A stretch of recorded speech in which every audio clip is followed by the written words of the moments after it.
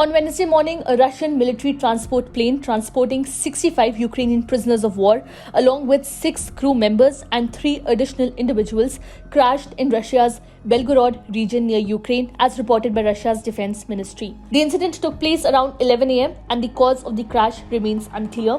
The fate of those on board, including any potential survivors, is yet to be determined. Authorities are actively investigating the circumstances leading to the crash, with a special military commission en route to the crash site, according to the defense ministry. Earlier on Wednesday, Ukrainian President Volodymyr Zelensky revealed that a significant Russian missile attack, seemingly orchestrated to overwhelm Ukraine's air defenses, resulted in the tragic loss of 18 lives and left 130 individuals injured.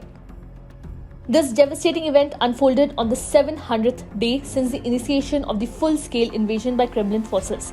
The onslaught, involving over 40 ballistic, cruise, anti-aircraft and guided missiles, targeted 130 residential structures across 3 Ukrainian cities, all of which were described by Zelensky as ordinary houses.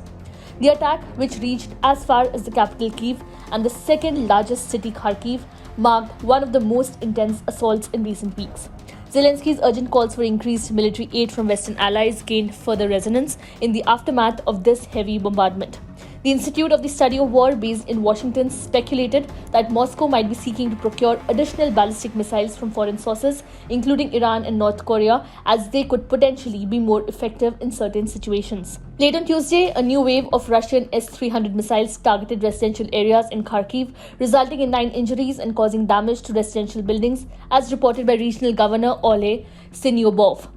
Despite Russia's denial of targeting civilian areas, ample evidence contradicts these claims. The Russian Defense Ministry asserted that Ukrainian drones were intercepted over the Oryol region in western Russia, with air defenses successfully downing 4 of them early on Wednesday. Oryol Mayor Yuri Parakhin confirmed the downing of several drones over the city, noting that although there were no casualties, several apartment building windows were shattered.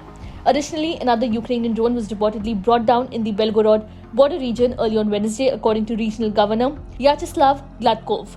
Fortunately, there were no reported casualties or damage in the incident. The ongoing use of drones in the conflict adds another layer of complexity to the already tense situation, highlighting the need for continued scrutiny of military activities in the region.